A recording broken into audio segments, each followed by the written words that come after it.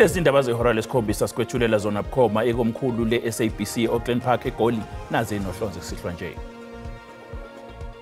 What will not happen is for any business to give orders and to dictate what should happen. Umengameli we-ANC uCyril Ramaphosa uthi ngeke bashayele umthetho wemboni yamabhizinisi ayimele ngokuthi kufanele baxazulule kanjani ukungaboni ngasolinye okuphakathi kwe-ANC kanye ne-DA. We will never work in a government that includes the DA. We will never work in a government that includes Freedom Front Plus. Umholi we-EFF Julius Malema usephinde wafunga ngokuthi leli qembu alisoze laba yingxenye yohulumeni wobumbano one-Democratic Alliance ne-Freedom Front Plus phakathi, lokhu njengoba kusenemibuzo ngekusasa le-DA kulo hulumeni. They have been reported to the police, and the police is investigating those. Those have come directly from individuals, and they have come indirectly. Ongqongqoshe wezemisebenzi kahulumeni engqalasizinda uDean McPherson usethole insongo selokhayalela ukuthi kuphenywe ithenda ezigide ngamakhulu ayisishiyagalombili zamarandi elithinta izibhedlela zikahulumeni. Nabakambombosho omnyama uqamula nkomo kuba zilahlekile ziyakufa umdlebe kwasoshangane siyakhuleka nenabezinyane lengezengeze.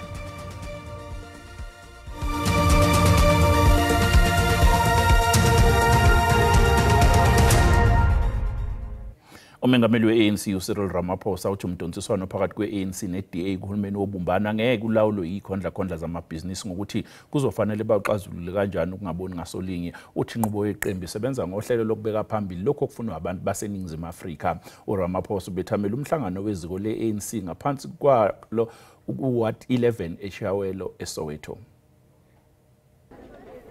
Umengameli we-ANC uCyril Ramaphosa ugcizelele ngokuthi azikho izikhondla zamabhizinisi ezizobathathela izinqumo ngokubusa kwezwe. Lezi zikhondla zibhalele umengameli uRamaphosa nomholi we-DA uJohn Steenhuisen zizwakalisa ukungenami kwazo ngobudlelwano obubonakala sengathi kuyashuba phakathi kwe-ANC ne-DA kuhulumeni wobumbano. What will not happen is for any business to give orders and to dictate what should happen, because that space is the space that is occupied by people who have been elected by the people of South Africa. Business is not elected. People who are in parliament are the ones who have been elected to represent who? The views of everyone, including the views of business people in the country. Amalungu athile obuholi obuphezulu be-ANC namanye amalungu esigungu esiphezulu i-NEC afuna kuqedwe ngobudlelwano ngokubambisana ne-DA kuhulumeni. Bakhala ngokuthi i-DA ayikwazi ukulawula ezinhlakeni zikahulumeni bebengahambisananga nesabelo mali esivotelwe saphasiswa ngaphandle kwe-DA. Taking decisions based on emotions can actually be detrimental to the interests of the country.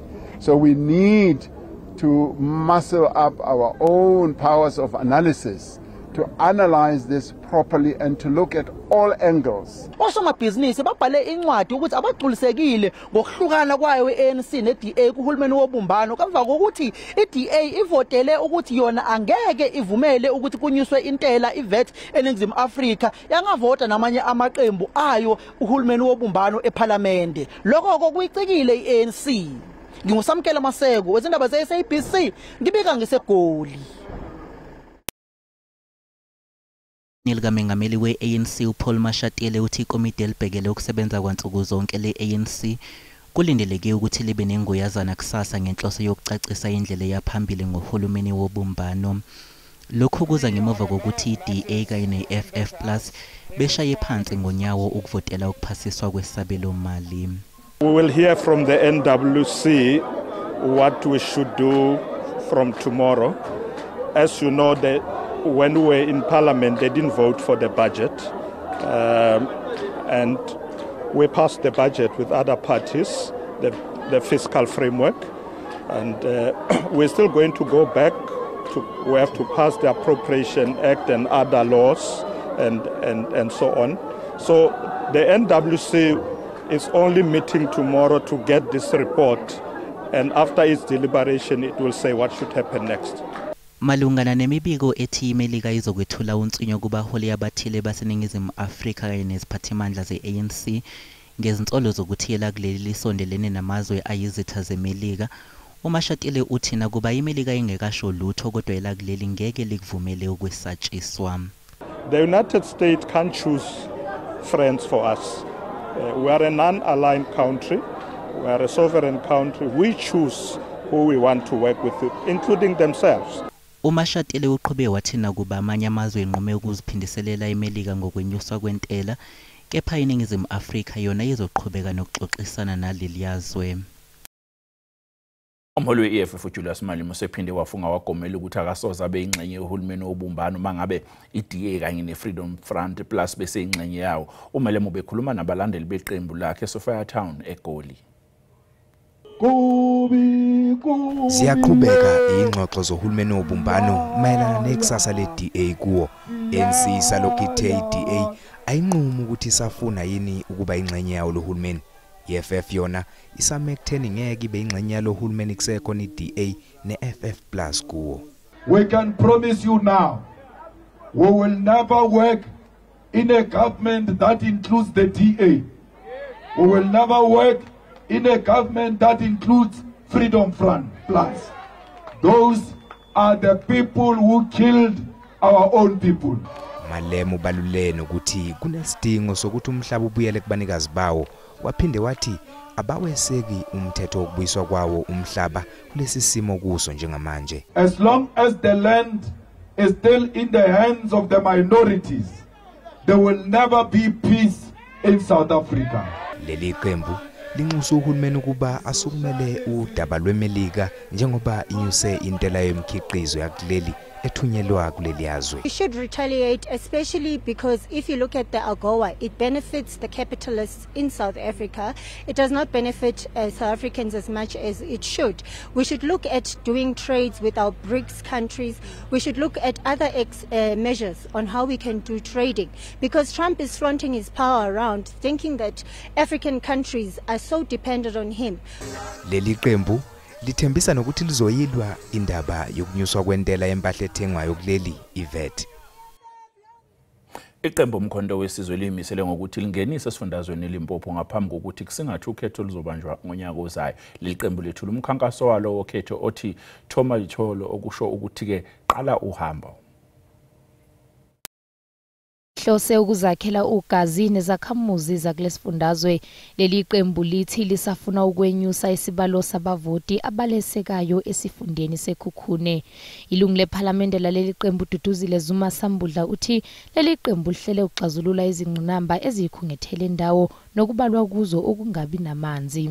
The infrastructure when it comes to the roads and the dams that you see here was all done during President Zuma. Then after he left office, nothing has happened. So now we're back here to try and see what we can do so that people of the community can benefit as well. Leli qembu selibheke okhethweni lohulumeni bezindawo lwangonyaka ozayo. The message I'll leave with them here is come 2026 they must vote for MK Party, and then President Zuma will do what he's already done for them here. Bulisanda kuthola imiphumela engemihle neze okhethweni lokuchibiyela kuWard 9 ngaphansi komasipala waseMakhando. Amalunga leli qembu akholwa ukuthi lizobe selinesibalo sabavoti esithe xaxa kulesifundazwe ngo-2026. Ungqongqoshe wezemisebenzi kahulumeni nenqala sizinda uDean McPherson usesole izinhlongo zokuthi ke uyalela ukuthi kuphenywe ithenda legide ngamakhulu ayisishiyagalombili zamarandi elithinta izibhedlela zombuso. Uthi ke selokhu kwaqala lolu phenyo izinhlongo ziyamlandela. I-Independent Development Trust isikhwama sikahulumeni esibhekelela izinhlelo zokwakhiwa kwenqala sizinda. Ungqongqoshe wezemisebenzi kahulumeni nenqala sizinda uDean McPherson uthi kulezi inyanga eziyishagalolunye ehola kulomnyango usevundulule inkohlakalo nokungaphathwa ngendlela kwe-IDT.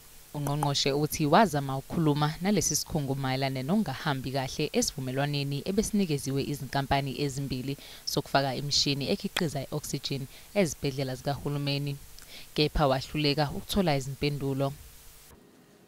By this point, a pattern was becoming evident that suggests to me a calculated refusal to cooperate or at least a serious disregard for oversight, and an alarming lack of transparency from the leadership of an institution meant to be building public trust and which directly reports to the department.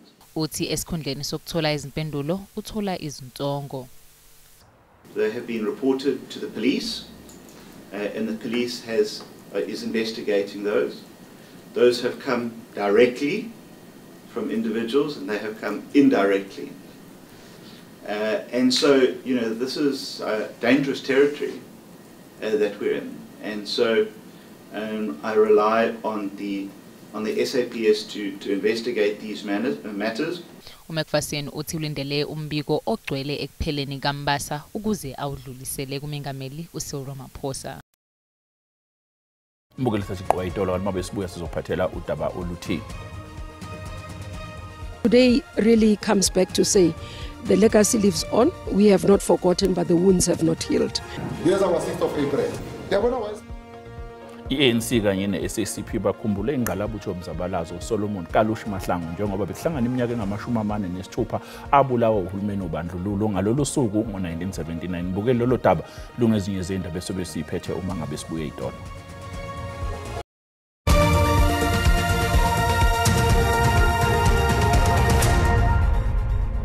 Asibungelo sikwamukele mbukelo uma usanda kungena udabeni oluphambili besibike ukuthi umengameli we-ANC uCyril Ramaphosa uthi ngeke bashayele umthetho imboni yamabhizinisi ayimele ngokuthi kufanele baxazulule kanjani ukungaboni ngasolinye okuphakathi kwe-ANC kanye ne-DA. Mbukeli lezi ndaba zikhona ku-YouTube naku-SABC Plus wena kumele ukwenze ngena kuzo uyicinga amagama athi SABC izindaba ngiyakuthembisa na kanjani lezi ndaba esiyisakaza bukhoma uzoyithola njengoba zinjalo. Obolo phezulu be-SACP buthi i-ANC ayinalo igunya lokuvimbela amakhomanisi uma efuna ukungenela ukhetho lwangonyaka ozayo lohulumeni basekhaya ngokuyimela. I-SACP ayiguquka esinqumweni esisithathile sokuthi izongenela ukhetho lwangonyaka ozayo ngokuzimela yize i-ANC isihlaba lesisinyathelo samakhomanisi. So we are going ahead to contest 2026 local government elections. The ANC will have no right to stop us from contesting elections. We are an independent organization in our own right. We are an alliance of the ANC. We'll discuss these matters of our alliance relationship. Our movement is equally a dual membership system. Odabeni lomdontsiswano ku-GNU phakathi kwe-ANC ne-Democratic Alliance, i-SACP ifuna kukhishwe ngaphandle i-DA. uMapayile ubona sengathi leli qembu lisebenzisa ukwenyuswa kweVAT njengomzamo wokuzakhela ugazi kubavoti. The DA has got further demands. Their demands are too comprehensive, and unfortunately they are not exposing these demands in public. They are only talking about the VAT as if they are all of a sudden on the side of the poor. The DA is a political party of the ruling class in this country. In other words, is the political party of capital. Is the political party of historical imperialism. Maqondana nobudlelwane okubonakala sengathi buyafadabala phakathi kweNingizimu Afrika nelaseMelika. I-SACP ifuna kubukezwe nesimemezelo sakamumva sika Donald Trump ngokwenyuswa kwentela ekhokhwa yilakuleli uma lithumela imikhiqizo yalo kwelaseMelika. Kusenjalo i-ANC kanye ne-SACP bakhumbule ingqalabutho yomzabalazo uSolomon Kalushi Mahlangu njengoba behlangana iminyaka engama-46 abulawa uhulumeni wobandlululo ngalolu suku ngonyaka u-1979. Umndeni kaMahlangu nalabo aye kanye nabo eqenjini lakhe kanye ne-SACP bafike ekseni kulesi sikhungo sezokudlunyaliswa kweyimilo. Thole stabula ndambu amanye amathole asakhulikiwe. Ibandla lakhe lamila imigwadlamba. Nyaka nonyaka laba bayaqinisekisa ukuthi bathatha amagxatha ngama-52 nokwamagxathu ahanjwa uyu Mahlanganye naye nabo ababelelwa inkululeko emzuzwini nje ngaphambi kokuba belengiswe. I-ANC ne-SACP bathi indlela engcono yokuhlonipha nokukhumbula uMahlangu ukuba qinisekisa ukuthi uhlelo lokukhululwa kwezwe luyaphunyeleliswa. Today we are seeing right-wing organization rising because of our disunity, comrades. I think one of the comrades who spoke here said we need to do a reflection and understand why right-wing organizations such as AfriForum and Solidarity today, their tails are turning higher. Why today these white minorities are thinking that they can be able to redress or reverse the apartheid, the democratic revolution, but also take us back to apartheid and say that there is in this country mass killing of white farmers when they know for a fact akukho logo. There are those who would have us forget that this period of our history, the DA and the right-wing media. You see, ungabizi iAfriforum yodwa nalenenye ne-DA it's a right-wing. Lo mcimbi uphothulwe ngesifundo sesikhumbuzo ebesibanjelwe eMamelodi nokuyisifundo ebesiqinisekisa imigomo yayilelwa uMahlangu nokuthi kube nobumbano phakathi kwe-ANC ne-SACP. Ufuna impendulo umndeni kaMpho Mkhumbeni nobeyisiboshwa ejele laseMangaung eBloemfontein emva kokuthi edlule emhlabeni ngaphakathi kwalesikhungo ngenyanga edlule ngeinsolo zokushaya ngesihluko okusolwa izisebenzi zalapha kuleli ajele. Indela basematheni ijele laseMangaung ngo-2022 lalisematheni ngemuva kokweqa kombulali ophinde abe ngumdlwenguli uThabo Bester. Kulokhu izisebenzi zaleli jele zisolwa ngokushaya uMkhumbeni kanti umbiko wokuhlolwa kwesidumbu sakhe ikhombisa ukuthi washaywa waphinde wahogela negesi. As a family, we are completely distraught, saddened, and shocked, bewildered about what exactly happened, what transpired in there, what may have resulted in the reasons behind them killing our brother. Umndeni wakhe uthi akwehli kahle ukuthi utshelwe ngokuthi ubegula futhi enenkinga yokuphefumula. The boy was so happy to see his father for the first time, not knowing it was for the last time that he was seeing his father. Umndeni uthi ubunethemba lokuthi ubezokhululwa kulonyaka. We were so happy thinking that Mpho is going to come back this year because he served half of his sentence in prison. Umnyango wezokuhlunyeleliswa kwezimilo ufunga ngokuthi uzothathela izinyathelo izisebenzi zawo ezinecala lokubandakanyeka kulesigameko. Izakhamuzi ezihlala endaweni ezisenyakatho yeTheku KwaZulu-Natal zithi idonsa kanzima ukuthola amanzi ahlanzekile. Ngonyaka owedlule umasipala weTheku wethula uhlelo lokuvalwa kwamanzi isikhashana ngenhloso yokunciphisa ukusetshenziswa kwawo amanzi kakhulu. Ukuphazamiseka njalo kwamanzi emphakathini eminingi kuholele embhikishweni yokuhlinzeka kwezidingonqangi ezindaweni eziseThekwini namaphethelo. Izakhamizi zaseNewtown A eNanda zithi sekuphele izinsuku eziningi zingawathula amanzi. Ulinda Shabangu sekuphele unyaka engaboni neconsi lamanzi ephuma empompini wakhe. Kunimvula sibekele amabhaketi sithola amanzi okuwasha nabasetoilet bese kuthi ke sihambe sibona la kukhona la ivuza khona bayazi bona khona la ivuza khona bayamba bahamba bashiya kanjalo kuvuzile kuvulekile. Elokishini elingumakhelwane laseNtuzuma abahlali babhekene nenkinga efanayo. Izinselelo zamanzi zibhebhethekiswe yizikhukhula. Sibanda sekuphela isikhathi eside kakhulu mhlambe more than 10 years kade saqala ukuhluphekela amanzi ahamba abuye ikhawu abuye ikhawu kuloku nje asemedana athatha 4 days futhi abuye ebusuku ey'ntatha ngo1 ngo2 ngo3 thina fasivuke ubheka amanzi empompini ukuthi ayaphuma mengaphumi uphindele embhedeni. Umasipala weTheku uthi ngenxa yokugcwala kwabantu kuleli dolobha isidingo samanzi sidlula izinga lokuphakelwa kwawo. Ithola sisasenkingeni ekhona vele ukuthi izinga lesidingo samanzi lisaphezulu kunesidingo kunezinga lokuwaletha amanzi emphakathini. Lokho ke sikuhlela kanjani? Sikuhlela ngokuthi kube khona izikhathi la amanzi siwavala khona ngale khathi engadingeki kakhulu ebusuku engasebenzi kakhulu ebusuku siphinde siwavule ekseni ukuze bathi umphakathi mawusuvuka ngosuku olulandelayo uyithola usunamanzi kangcono kunokuthi ugcine nje sekungaphumi ngisho iconsi. Umasipala uthi uzophenya ukuthi kungani ezinye izindawo zingawatholi amanzi. Ngingunonhlakane Phumagwaza ezindabeni ze-SABC eThekwini.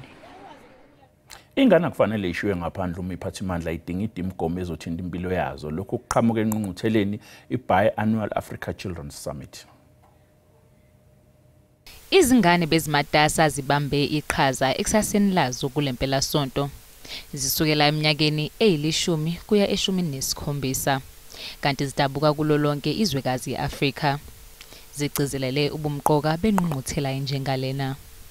So some of the issues we'll be talking about includes climate change, violence against children, AI in education, and it's a few of the topics that mean a lot to us as children in Africa. If you make policies, you're making policies for children.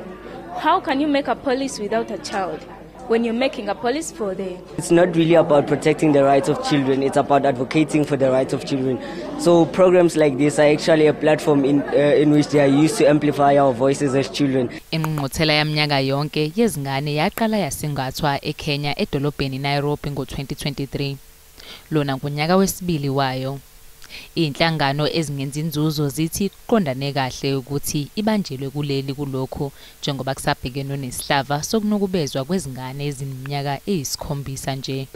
Children have came in numbers. We've got 300 children from different countries. We have gotten confirmation of 13 countries. Of course, at the beginning we had 33 countries, but because of other logistical challenges, they are not all of them here. We need to hear from the mouths of victims who have been affected, who have been inflicted and violated with so many challenges and been abused for a very long time. Ngomsombuluko kuzoba usuku lokugcina lwale ngqungquthela. Izingane kulindeleke ukuba ziqhamuke nezisombululo ezinkingeni ezibhekene nezingane zonke eAfrika. Umhlahlo simo sezulu yalandela emva kwekhefu.